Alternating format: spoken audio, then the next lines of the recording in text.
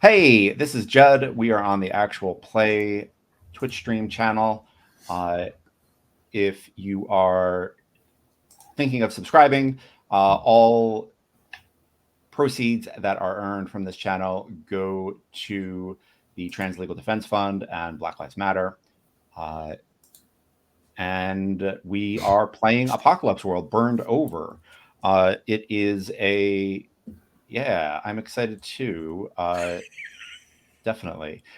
I'm here with Jay and Aaron, and I will ask them some questions before the game, and then I'll ask them a lot of questions after the game, because that is one of the many things the MC has to do in this game.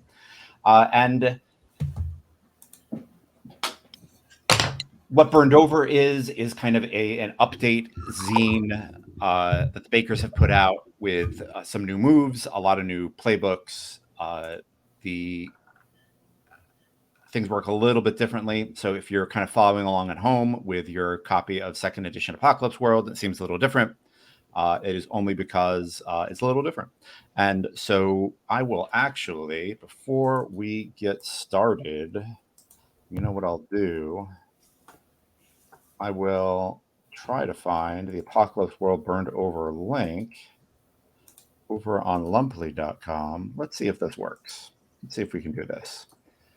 Put it in the comments for our lone fan, Fado the Baptist. And then I'm going to put it right over Aaron's face, right there. Boom. Right there. That's where links go. I'm sorry, Aaron. I feel like a total dick. Welcome to streaming, Aaron. This is capitalism at its finest. So that is the link. If you're curious about Burned Over, go check it out. The Bakers are well worth supporting, and for sure are some of my favorite people on earth. So, Jay, you just got back from PAX. I did. Quick note. How any highlights? Anything you want to talk about before we get this show on the road? Yeah, I think if I had like the best moment for me at PAX, or my highlight, the best thing, my most favorite thing at PAX is ATMA, ATMA, the role-playing game. It's a card-based game. I ran games for Games on Demand, and they have these 2-hour slots. Yeah, and I didn't have a whole lot that organically fits in there. And this game is designed to run as a one-shot, 2 to 5 people, 2 hours. And it delivers. Yeah, it's going to my tube belt. I loved it. It was great. It's called kind ATMA? of a sci-fi. Yeah, ATMA, ATMA. It's kind of a anime sci-fi post-apocalypse setting, but it's not a post-apocalypse grimdark setting. It's more anime zaniness. There's a weapon in Final Fantasy III called the Atma Sword or Atma Weapon that was like a Apex level thing in the game too. Oh wow! Yeah, I don't know if that shares any connection. Yeah, I'm sure it's a thing. Yeah, no, it was fun. It was a lot of fun. First time I ever ran it. First time I've ever played it. My lady friend Elle and I, we kind of walked through it the night before in the hotel room, and it blew my mind open. I'm like, oh, it uses Powered by the Apocalypse underneath. Oh, neat. Okay. So it's 2d6 plus stats, but the rest of it, you're all building and playing, and it, you can wrap that game a one shot in 2 hours. Neat. So cool. Awesome. Aaron, anything you want to? I feel like Jay and I have a lot of like weird online hustles going. So like we always want to like post a link or something. Anything in particular you wanna voice before we get going? Living the life, roaming New Hampshire, playing with dogs. Yep. Same day. I'm glad you got a New Hampshire shout out in. It's nice. Yeah. Nikki made that flag for me. That's the rendition of the New Hampshire seal on my wall there. So I made sure that was in frame. It's always there, but I made sure it was in the frame. Good. You can find out more about New Hampshire at newhampshire.gov if you're interested. I hear from close personal friends who I really adore that it has the best maple syrup in all of the world. Is that true, Aaron? That was. All right. We're gonna get so many hate comments from Vermonters. So many. Here come the Green Mountain Boys. It's just gonna be. It's gonna be. We're gonna be like, we had no idea the maple syrup thing was so brutal. Like we've never stumbled onto this in our gaming Controversy gets experience. clicks. I guess we're gonna hit that maple market. Going for those cheap maple syrup clicks, definitely. That's right. Cool. So you've both shared your characters with me, and the great thing about them is they're not only exciting, but they have. I've got questions. I've got lots of questions. So, Aaron, you are playing Lup, who you have described Loop, who you have described as like in between the triangle of Ruby Rose's character Ares from John Wick Chapter 2, Titus Pulo from Rome, and on the other corner of that triangle is Mega Man, which I love. I love that there's a character that can exist between those three points in space and time. And one of the things that you have is your barter is +3, because over your decades as a machine of war, you have amassed mountains of spoils, tribute, and ransom. So do you think Loop is currently like working for a local clan leader, or are they like a bodyguard, or do you think they like currently have a gig, or what? I think I am untethered right now. Okay. From some of the prompts that you put about the hard zones, that's what they're called? Yeah. So I had thought that, the Loop's roots were from a Jesuit-backed military venture, which hinged off some of the stuff you put, that basically to make super soldiers. And that across those, I hadn't not wanting to play the game before playing the game, I hadn't really thought about too much time. But then in that the prompt, like you noted, that I picked on the playbook, the decades of as a machine of war, I was like, wow, that's crazy. I think that they spent a long time doing plenty of things, probably not all of it super great. And got a fair cut from a decent amount of that. And now sort of probably got, their walking papers and their back pay and the space or whatever is in front of them. Yeah. Awesome. That is cool shit. Love it. We will come back to that. Let's put a pin in that for just a second. And Aaron, not Aaron, Jay, you are playing Bastet Ramos. And I think an interesting thing that you get to do is you made a hard zone. And I think it's called Hades, right? Yes, it is Hades. Okay, and it's a polar base. So I think I started that way, but then you sent me an email question about that I think it was stationed at the base of the elevator or of unknown origins. And I like the idea that it's a platform, but we don't know who made it, right? Neat. We're using it, right? Yeah. But yeah, we don't know who made it. So I like your suggestion better than where I was going to go. Okay, cool. So it's an orbital platform. Yes. Love it. Let's roll some. And the other thing about your character that I think is interesting is you're kind of cutthroat. Like you've got a good nest egg behind you because you don't care what people say about your reputation. Your Bastet is kind of a cutthroat person who will do what needs doing to look out for number one, right? That's correct. Yes. Yeah. Awesome. Yes, that is correct. So I do have a beginning of session move. If you're not aware. Yeah, I do. I am. Let's roll that sucker. Yeah. Yep. Let's roll that beginning of session move. All right. You want me to read it out for the folks at home? Yeah, I also would like to say that both Aaron and Jay own dogs, so sometimes they might have to run off and like deal with their dogs because their dogs are more important than you. And if you're hearing this, I mean you. I mean, yes, you listening to this. So if they've got to run and like let a dog out, like just know that they're dealing with something that's just full of love and more adorable and more important than any stream ever. Yeah, read that move off and let's get to it. Sure. It's called Ear to the Ground. At the beginning of the session or whenever there's a break in play, name the location of one of your ports of call or another location you care about and roll cool or roll plus cool. And then we've got some options after that. So cool. I've got my roll with friends dice up, and I'm going to do that. My cool is +2. So I've got 2d6 +2.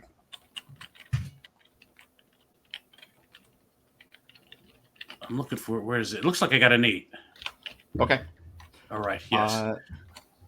On a 7 to 9, word reaches you that, and I get to choose one. Yeah.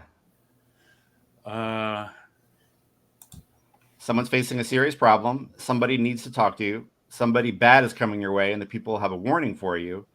And ask the MC what the warning is. Ask the MC who. Ask the MC what it is. Awesome. Yeah. That's great.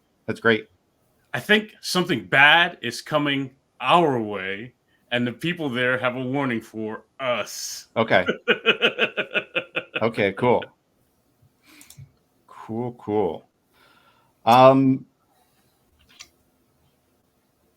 Yeah.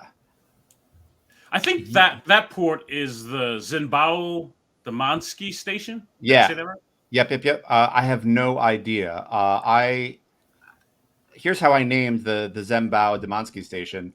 I figured there's got to be an island somewhere that in our current geopolitical situation, China and Russia are at odds about.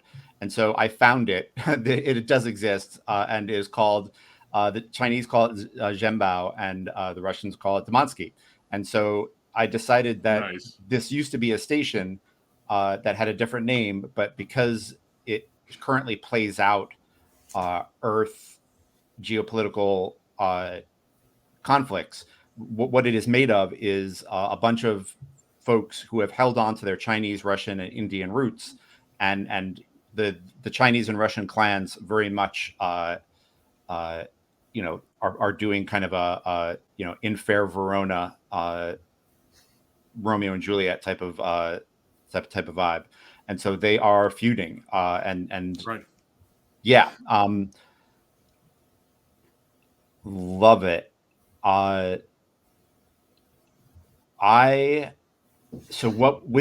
Say again which one you chose so that I can phrase this properly. Sure. I chose something bad is coming your way, and the people there have a warning for you. Yeah. Ask what their warning is. Cool. Yeah. So you guys are in a tea house on the Zhenbao Damansky station. And Aaron, yeah. Sorry to break your stride. I just, whether it's before you finish the framing or we never did the history questions. Yeah, let's do that. And I just want to. Yeah. But let's do it. What are your HX questions, Aaron? They are. I only have one. Okay. Which of you are afraid of me? For characters who are right, history -1. For characters who aren't right, +2. Right. Yeah, I don't think Bastet is afraid of you. Cool. Yeah, I don't think she's afraid of you. Awesome. Jay, what does Bastet have for HX questions? I guess I get to choose. Have you ever been with me for days on the road?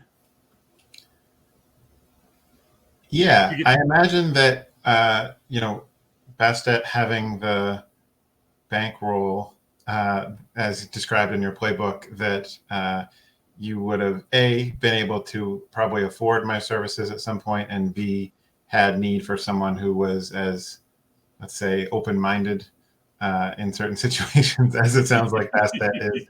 I think we spent some time together, and I like that rather than having us be, at weird borders at the outset of the Right. game. I'd rather we know each other. So it's great. Nice.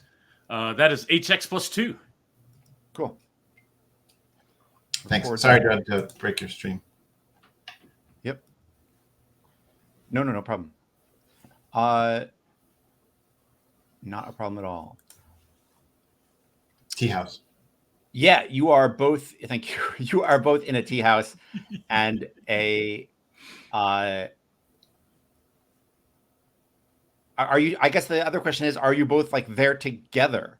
Do you think like you're like at the same table? Are you like at different places? You can kind of that the other one is there, but you're kind of like having a moment to yourself. How? And I imagine that this is it. It looks like some kind of old fashioned tea house. Like for a moment, you can forget that you're on a station in this place. I think it's a pretty ritzy place, and you probably had to. Both of you are pretty wealthy. So you can get into these places. Yeah, I think Bastet was my first call. As soon as I got out of uniform, I think that the first call was cool. Let's get something working. Yeah. All right. Cool. Awesome. Cool. Yeah. Bastet, I think a note comes with you with the tea. The server drops it kind of in your lap, so that other people might not notice that you got it. And you were a little no, let's is there no, let me just ask this question in the most pointed way possible. Who on the station, and you don't have to name them, you can just kind of like say like what kind of person they were or which clan they were with or something. And we'll narrow it down together. So I'm not asking you to make up something whole hog.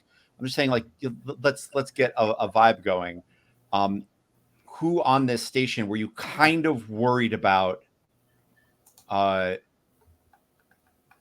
holding on to an old grudge from an old job? Yeah, I think it's someone on the Demansky in the Demansky faction or side, cool. right? Yeah. Yeah, I think maybe some enforcer or bagman like person. Yeah, awesome. Cool. Yeah, there is an old kind of retired enforcer turned recruiting agent who sets muscle up with clans that need them. Her name is Dion, and you were worried about how she was gonna react. If she was really petty, she might send some people your way, and she's really petty. It turns out that it's true, and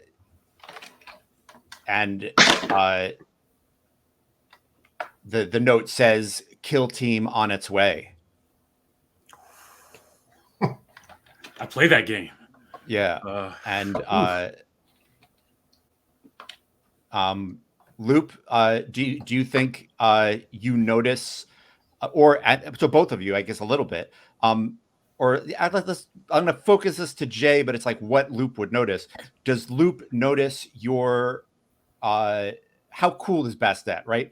Does Loop notice a change in your pulse and temperature as you read that note, or is like Bastet just that cool where no, not at all? Oh no, that's a good point. So I think because Loop has those sensors and things, right? Right. Yeah, so I think because Loop has those, he can notice at a bio level. Yeah, she's agitated. Right? Yeah. Cool. But I think if you're sitting at the table, she's got a poker face, right? Yeah. Oh, totally. Yeah. You need to have like cool, yeah. Right? Yeah. You need to have like your like a cyborg readout of your of what's going on. Yeah. Of your pulse. But yeah, Loop, you definitely notice Bastet picks up the note, looks at it, and the pulse goes up, and then she takes a sip of tea, but that something's up. What does Loop do knowing that?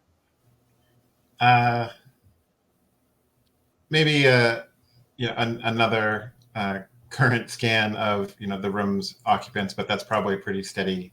I think they're pretty aware. Yeah. My sharp isn't super high, but I think just broadly in the fiction, I'm keeping an eye on the exits and the other patrons and everything, and probably like a knowing smirk to Bastet. I don't think that there's like any, let's get the heck out of here. I think Right. like if it's going to happen, why not happen here? Yep. Awesome. I love that these like two badasses are sitting there and having that moment.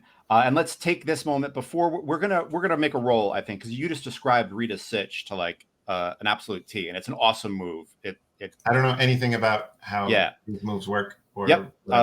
It's called Rita Situation, and we will go through how it works in just a second.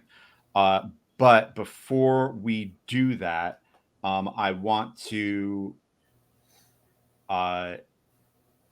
describe your characters. Aaron, could you describe Loop as they sip tea and scan the tea house? Yeah.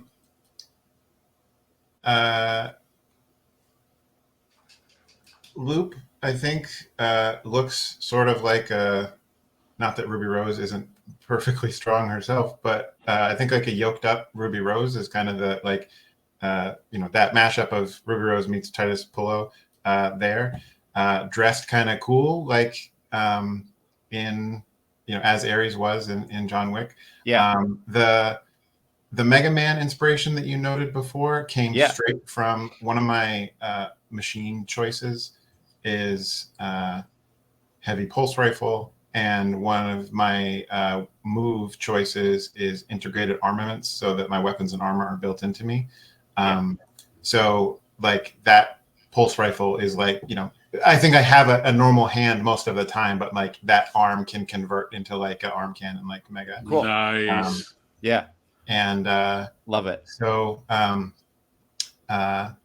just out of service, probably fresh duds on, I will take my jacket off so that if that cannon needs to be deployed, that I'm not going to ruin a fresh sleeve here. I'm sure more will come through play and getting into their shoes a little bit more. But that, sharp dressed, tough as nails, Ares meets Titus Pullo. Cool. So you're reading a situation. When you read a charge situation, roll plus sharp. On a 10 plus, you'll ask the MC any of these three questions that I've got on the screen. On a 7 to 9, ask them one. On a miss, something went wrong. Yeah. Okay. Well, so I don't have any plus to this, and I got a 6. Cool. So you I might have you ask one anyway, but be prepared for the worst. And I would like to take this moment to take a second and look at the weaponized move, the Hive Mind. Oh, nice. So let's do that. I think you are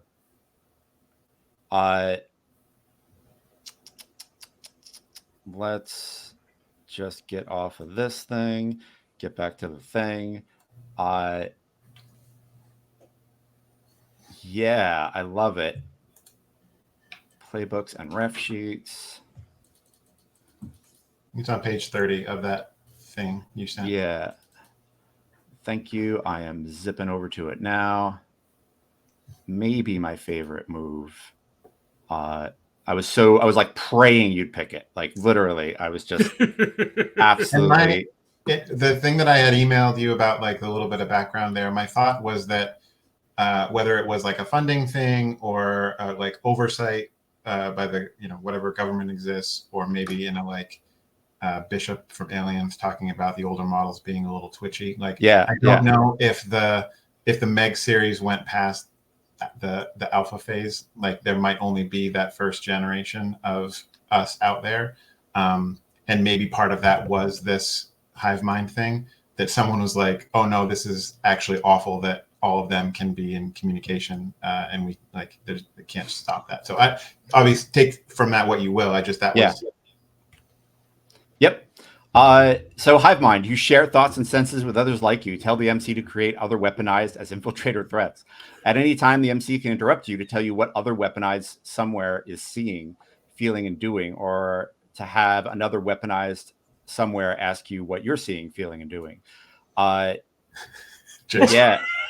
Yeah. So again, I've never played Apocalypse World before, and so like I only vaguely know what some of that stuff means, and especially the interrupt thing. So hit me. Yeah, that's fantastic. You are. Yeah, it is a gift. It is as Boromir would say, this is a gift. You share. So you are sitting there having tea. Again, we've literally been playing for 30 minutes, and that's where we've gotten to, having tea, and then shit ramps up. You see, I think the hive mind, you all used to be connected back when you were one big happy Jesuit kill team, and now you're all separate. But every once in a while, there's a glitch, and one of you will see through the other's eyes. So you see one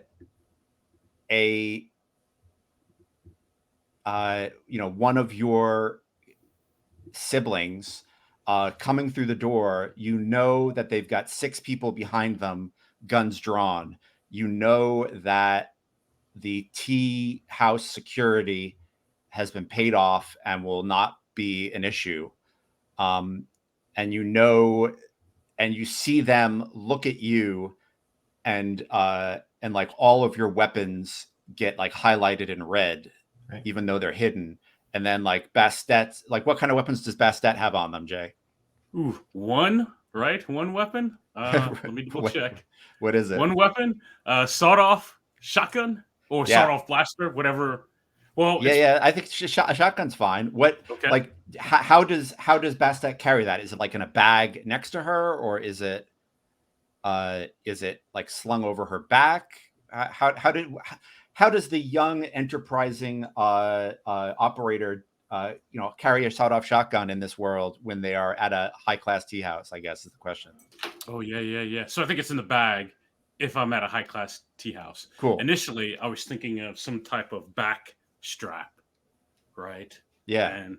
And maybe it's kind of slung there, so it could easily be pulled around. But I think if we're in a high-class tea house, it's in the bag. It's in the bag. Cool. Yeah. You see like the bag gets highlighted in red. Shotgun, scattergun indicated. And that from the outline around Bastet that they're not considering Bastet much of a threat. You are the primary threat at this point. They aren't I think they're making their way through the tea house, but they haven't gotten to you yet. But you've gotten this like signal. So yeah, I think you've just like taken your jacket off, so that you don't burn your sleeves if you have to take out the big gun. What do you do? I'll say to Bastet, I'll like polish off my little dainty cup of tea here. That warning was right. I will match the sort of aggro level that they have as far as like weapons out, but not necessarily just like insta firing. The fingers on my hand fold back in a very uncomfortable looking, unnatural way. And my fist, opens up, and that like few things raise, and like plasma heat things, fire up inside the arm. And there's the like little like blue blaze at the end of it that it's charged up. I'll do a little neck crack, and on my right forearm, like a gladius blade comes out of the top of my forearm and like extends down in and meets. And I won't stand up yet, but I'll push my chair back and say to Bastet, I guess whoever warned you cares a little bit about you. Yeah. Heavy pulse rifle is out. Love it. Bastet, the heavy pulse rifle comes out. I think there's like a blue glow that kind of casts itself over the table. What do you do? She reaches for her bag, and she looks back at Loop, and she says, "Do you have this? Do you want me to bring the car in? My car? You want me to bring the jet? Should we be trying to get out of here? I'm not worried about destroying this place." That's awesome. Right? They let that team in, so it's not right. It's not normally that's not what I want to do, but if they're just going to let that team in, then they get what they get. Agreed all around. I don't think there's any point in trying to hold this position. If you want to, I don't know where is the Anubis is the name of your vehicle? Yes, it is the Anubis. It's awesome. It's a low Earth orbit space fighter for the most part. I don't know that I can get to the moon on it. We can play and find out later. Cool. But yeah, low Earth orbit, it's fine. Yeah, I mean, I don't think we should linger. I can dissuade them from following if you want to get a head start and get to the Anubis. Cool. So that'll be my question to Judd. Yeah. One of two ways. I guess I can either go get it, or if you will allow it, I don't see any options here. Can it be remote? Can I bring it to me? Yeah. Well, I think we can decide. I mean, we haven't, we can decide that the tea house has its own airlock, which I think is kind of interesting. It's right. This place is even classier than I thought it was. Yeah, I think I love the idea of bringing it to you. Is that like a special thing you have on the? No, it doesn't. Okay. It's not. Yeah, there's no options for it being remote, so you can so it can be self-driving or whatever. And that's why I'm asking because there's nothing here. I'm fine with that. If you're fine with it, if you don't think it's weird, do you? Is it just like kind of a you pushing some buttons on a data pad while running for the airlock? Is it that kind of thing? Yeah, I think so. Yeah. Okay. I think we are in a situation where you're acting under fire, though. That's fair. Yeah. Let's see if they catch a glimpse of you or what's going on. Roll plus cool. And plus cool is good because I'm at +2. All right, I got a 13 on that one. Okay. Yeah, so you see a couple of members of the kill team who have just checked to see if there's anything at dock at the tea house walking away from that spot because they're like, hey, there's nothing at dock here. We're good. We don't need to guard this. Let's go help. So like they literally are like walking away as you kind of walk up, and I don't think they weren't looking for you, so they didn't really see you. Right. And so as they walk away, you can see through we get our first glimpse that we're not in a tea house, but we're actually in a ringed station above Earth, and we can see you see this low Earth orbit fighter with a bunch of additions in the past 50 years welded on, as the Anubis kind of remotes in. So I think you're getting that ready, and it just so happens you don't have much trouble. But that those two guys are going out to add to the already 7-person strong team that is going after Loop. Loop, I think you're at a point now where so Matter of fact, I think you folks are getting ready to open fire. Like it's coming. What I don't. Yeah. So I don't know if in this game is one of the ones where I'm not supposed to like explicitly say the move. You don't have to say that. I would say I would say don't say the move. Like tell me what you do, and when a move triggers, I'll let you know. Okay. Yeah. Yeah. So I don't think I saw those two come off of the pathway to the lock, or the docking area, but I came here on the Anubis. I know that it's not right there, so I know we need at least a little bit of time. So I will push back the chair a little further and like purposely let my weight stay on it to like make that like draggy chair noise, and then stand up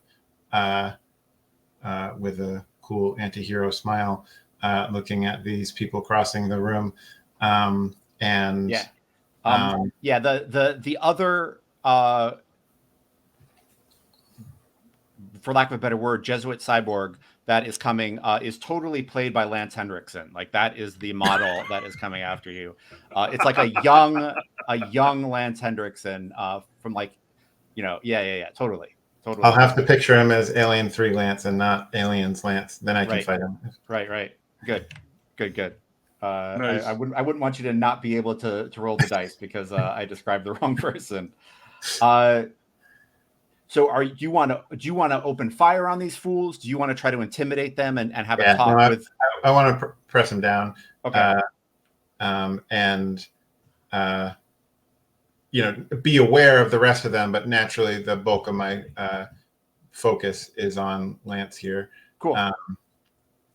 Roll plus hard. You are attacking someone. Oh no, sorry. I meant when I said press them down, I meant chill the situation. Okay. The intimidation side more than the trying to keep it from coming to blows if it doesn't have to. Got it. Okay. What does that look like? So the chair comes back, the smirk on my face, take a couple steps forward, probably watch a few people who see my weapons out, take off out of the line of fire here. Yeah. Do I know this one? I know his name. You do. And in order to name him, I need more about your name. Is Loop like short for something? Or is it? Yeah. So the name, like character's name was Lucian Villalobos, and got it. Loop was like a call sign. Like probably when I was in full regalia, being me, I had like a cool like the sci-fi equivalent of the Hound kind of helm, like when we were going loud on a place or something. So that's the root of that. The Villalobos and the Loop is a wolfy thing. So. Cool. So this guy's name was Jorge, and he was named after St. George. So his call sign was Saint. Nice. You stand up and let's roll. Let's see how that goes for you. You are confronting someone. Roll plus aggro. Okay. I also, when you use an integrated weapon to confront someone, it's terrifying. Take +1 to the roll.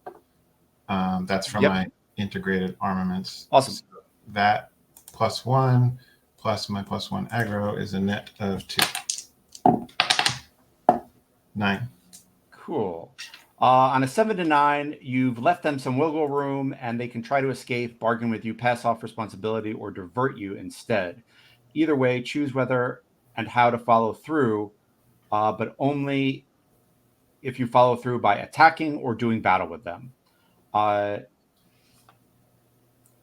take the rest of that sentence is I take +1 forward if I attack them. Sorry. Yeah. Either way, blah, blah, blah. Take +1 forward on that move. Yep. So I think the gist of this was, we've shared a lot of fights before. I don't know why you're after Bastet, but I'm not getting out of the way. And Yep. You wouldn't shoot an old friend, right? Right. And I think this conversation is silent, and it's between the two of you on your heads up display. Nice. That's where my brain was. It's like text that comes like on the bottom right of your vision.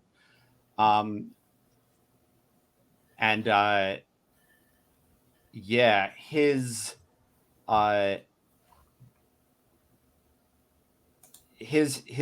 pulse rifle is out, and his and so like blue is lighting up the room, and he says it's not personal, just power down and walk out of here, and we never have to see either of what these rifles can do today. Just to clarify, that's him saying let them have Bastet? Yeah. Okay. Yeah.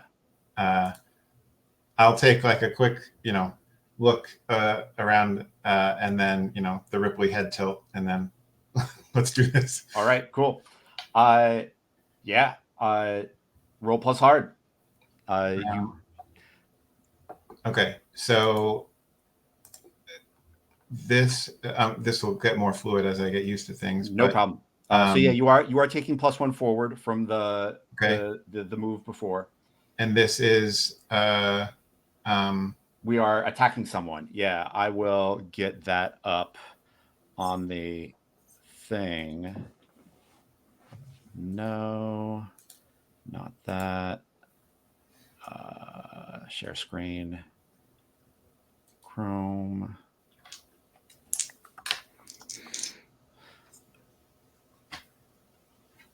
Burned over easy. I think that will do it. Share. Cool.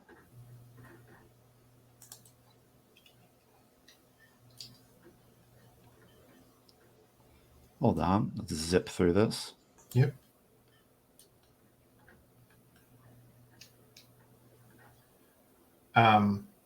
And the attack someone and do battle are distinctly different things, or how does that? I think attacking someone is doing battle. Okay. Yeah. Okay. All right. So hard plus the 1 from the 7 to 9 4. Yep. So that's 8, 11. Goodness gracious. Cool. Choose 2.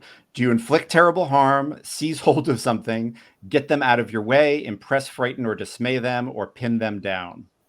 Right. So there's a couple. The reason I was asking is that a couple of my other things come into play. Awesome. Let's do it. The first is when I do battle, this is from tactical superiority, I get +1 choice. Yep. The second is from my machine. You automatically impress or you automatically frighten them, right? Well, no, from killing instinct on my machine, I have to pick at least 1 additional harm. Got it. So I get 3 choices. One of them is +1 harm. Yeah. So the fiction of this, I still don't really want to hurt Jorge if I don't have to. Yeah. So my weapon has a enviro tag. I don't know if that means like AOE. Okay. But so like the blasts of the heavy pulse rifle are primarily going at the other non cyborg types in the party. Yeah. And so I have 3 choices here. So one of them has to be inflict +1 harm. So that gun does 1 harm. So now it's 2. Yeah. The other 2 are the chief goal here was to get them out of our way. Yeah. Drive them away. So that one too, definitely. Yeah. And I'm going to go with impress, frighten, or dismay. I think that Jorge has been living. They probably haven't. I don't know. They're clearly in this line of work. I just don't think that they thought I was going to be there. I think is the big thing. I think that they thought this was going to be rolling an operator that wasn't ready for this kind of level of muscle by themselves. Yeah, of course. Possibly. So those are my 3. Yeah.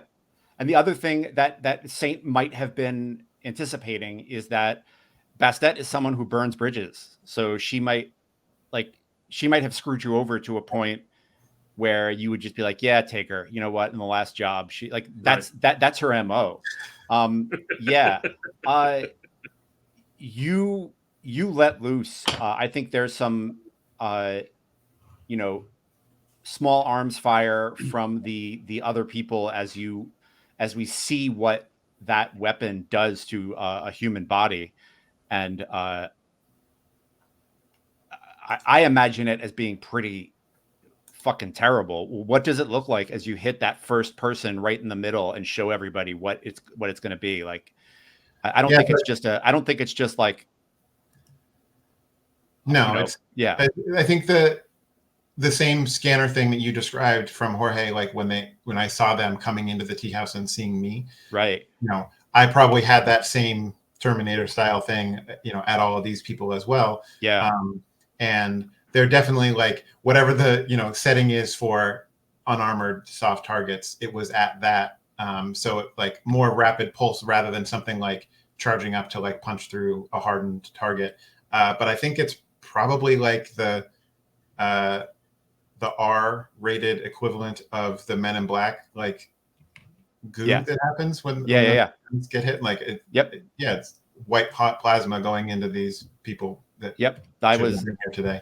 I was imagining when Dr. Manhattan touches someone. That was the. So I think we were on the same wavelength as these people get covered with whatever's left of their friend. And did you kind of make your way back to where the dock is? Yeah, it definitely would have been like a fighting retreat, trying to suppress them overall. Cool. Cool. You didn't pin them down, so they are totally impressed, frightened, or dismayed. But you can hear Saint like trying to rally them. Yep. And trying to like recover from the pounding you just put on that group. Bastet, you are docking the Anubis. You see like the harsh blue light of the pulse rifle going off. Are you just getting it docked? Are you looking out for the two people who were going the other way? What are you thinking? I signal to Loop that I'm out at the docking area. Yeah. I do take a look to see if those other folks have made it in or not yet. Yeah. I think you see them like at the kitchen door, trying to muster, like one of them is like doing a brass check and doing things that are totally unnecessary because they do not want to stick their head up and get Luke's attention. And the other one is like, we have to do this. Like, let's go. What do you like? And I don't know if Loop knows, like, you're not sure that Loop knows that they're there or not. Like they might, right. There's a possibility that they could get the jump on Loop if they jump up. What do you're the ship is like coming in and getting docked. What does Bastet do? Sure. I tell Loop I'm clearing the back door. So give me a second. And then I open fire from the Anubis. Oh, yeah. Two, right? Oh, wow. Just hanging back there. Yeah. You're opening fire from the ship. From the ship, yes. So you're firing from the ship into the tea house. Yes. Like through the airlock, like, or through the walls or outside of the station? Nice. Right into the kitchen where those guys are brass checking. Yes, absolutely. Okay. That's what she does. Yeah. Okay. Holy shit. That's right. The Anubis can do that. It's a muscle ship. It's fine. Yeah. No, I get it. I'm just terrified that you're firing a vehicular weapon into a pressurized area where you currently are. Right? Yeah. Oh no, it's cool. I'm just like, I'm holy shit. I didn't start this fight. I know. I was having tea. Yeah, I was yeah, having yeah. tea. I think roll attack someone. Let's see how this goes. And that's hard, right? Yeah. So that's 2d6 -1. Because this isn't what she does, right? Right. So I think the -1 is she's got no brakes, right? I think Clearly. she, You have I think established that's what that. that Yeah. is. If It's you not can that believe she, it. right? I think it's not that she can't. I think she's got no brakes, right? Yeah. There it is. That's not bad. I got an 8. Okay. I have combat driver, so whatever harm I inflict is at +1. Right. Right. Which do you choose? Do you inflict terrible harm, seize hold of something, get them out of your way, impress, frighten, or dismay them, or pin them down? I pinned them down. Okay. Describe that for me. This, like, so I imagine you're in the, what's going really on is you're in the airlock, right? So like if the restaurant gets depressurized, you're fine. Is that it sound like an accurate description of the situation as you fire into this thing? Yes. Cool. And my hope is that I think we're counting on Loop being able to survive depressurization for some amount of time. While I pick him up. Right? The other thing I picked, impossible strength. I imagine like is the foundational thing of the changes I went through probably being designed to. I don't think that I can like live in space, right? But I think that I'll do the cool like expanse, like crystallize on my skin while I'm floating towards the ship or something like that. Right. Love it. Yeah, I think you pin them down as red lights flash all over the station and this tea house. As a depressurizing event goes through the hull. I think they're pinned down because they're trying to not get sucked out into space. Right. And nice. So yeah, they're immobilized and cornered and boxed in. And we see Loop's heads up say like, depressurization event, full, zero, void harness going up. And I like the idea of like some kind of crystal thing going over Loop. Aaron, do you want to describe that any deeper? I didn't picture it so much as like a shield, so much as that, kind of in the Warhammer 40K Space Marine redundant organs plus machine stuff that I think that the crystals that I was talking about were like that forming on my skin. Yeah. And which I don't know if that's like a TV sci-fi thing, right? Yeah. A real life sci-fi thing, but like there's a healthy amount of caution, but like I'm not panicking. This is not the first time that I've been like out of Atmo, and like so I'm making my way to the ship now. Cool. Yeah, I love the image of Loop kind of floating through space, going out through the depressurization hole that was created by the Anubis and Bastet, and Bastet kind of wheeling around and picking you up. I think we know now how Bastet got that fucking reputation. Like that's very fucking clear, very, very clear to me now how Bastet got that reputation. Yeah. So she brought the Anubis to the dock. Yeah. And went in through like the proper channels. Yeah. So I will get to the breach in the wall and like look at the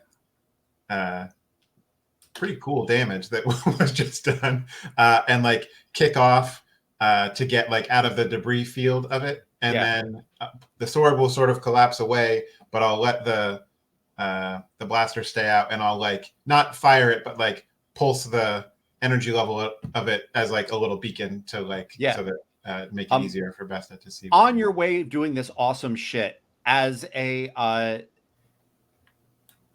poor fucking kitchen worker fucking starts to get sucked out into Atmo, does Loop like take a moment, or does Loop like let them go?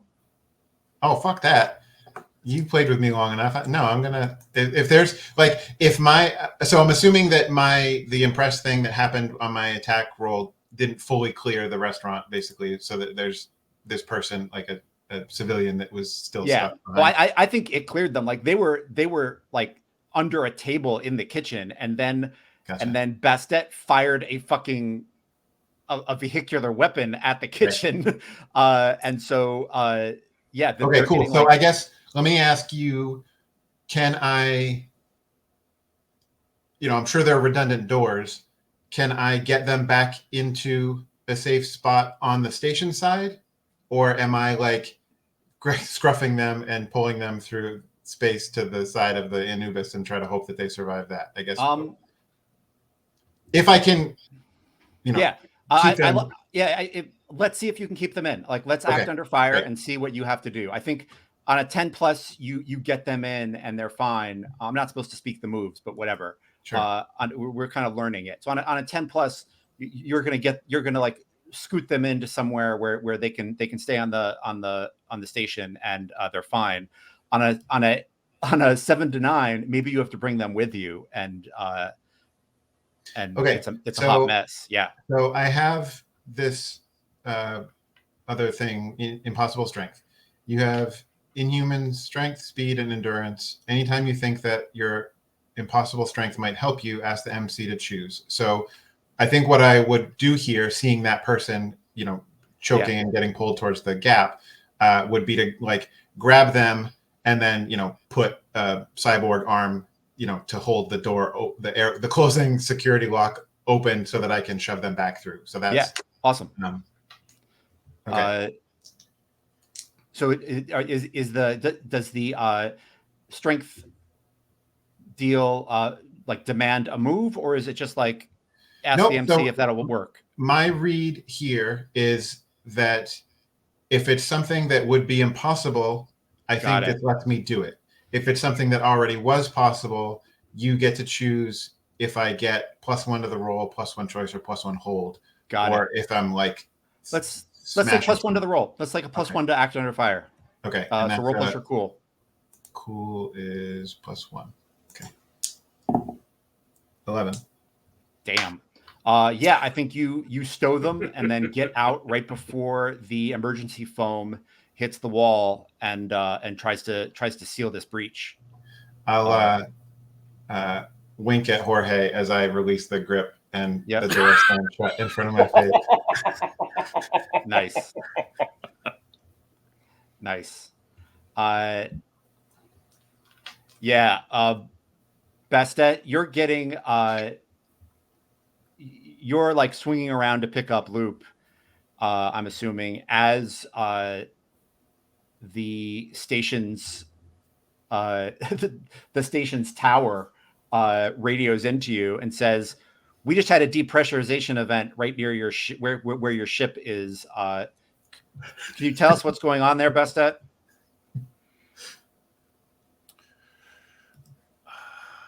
Actually, they probably call you by your ship's name, right? Can you tell us what's going on there, Anubis? She says, "This is the Anubis. You've got a kill team at the tea house. They're just slaughtering up folks in there. I'm just trying to get out." Follow-up question, Anubis. So you're saying the kill team fired had weapons on their person that caused a depressurization event? They had a weapon? Asking for clarification. So I think she says, "Who lets a kill team in a tea house? Where's your security? Why is that even a thing?" Yeah, the head of the tower, like you can almost hear them like take the headphones off of the tower operator and like be like, "God damn it, Bastet! Did you fire Did you fire into a goddamn tea house with the Anubis's weapons? I didn't fire first. They came at me first. You are blacklisted from this station, Bastet. You better not come here unless you want to drift in on your own steam. And then I'm putting you in front of a tribunal. You know that's only going to last a day or two, and then I'll be back. I do too much work here. Nice. That's awesome. We'll see. I hope that kill team never comes for you. Click. Click.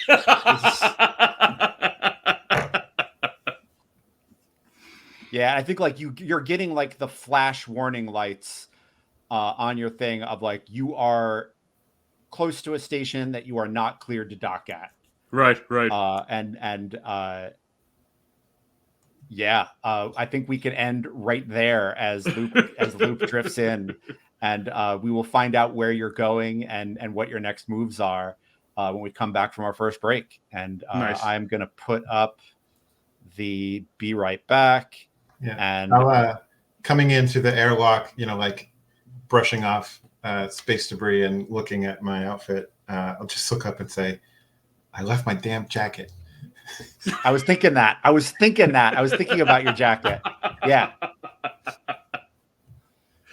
So I can't. Yeah. We can't go back right now. Oh shit, that's awesome. Cool. I think so. We just did our I just wanted to get the dice rolling, and we totally did that. So that's awesome. I have a feeling that was a little bit fast and loose with the battle rules, but we'll add things as we need to. Right. But that was a fine first start. That was exactly what I wanted out of an opening scene. You play with the character, you do an average day, and then you fuck up that day. And yeah, that was awesome. So thank you, everyone who's watching. Thanks for watching. We will be right back. I'm going to put up my awesome be right back screen that I am a little proud of. And we're going to take our bio breaks, and we'll be back in a moment. This is a reminder to everyone who's playing to turn your mics off, because we will not, our mics will be hot if you don't. And we'll be back in about 5 or so minutes. We'll see you soon. Great.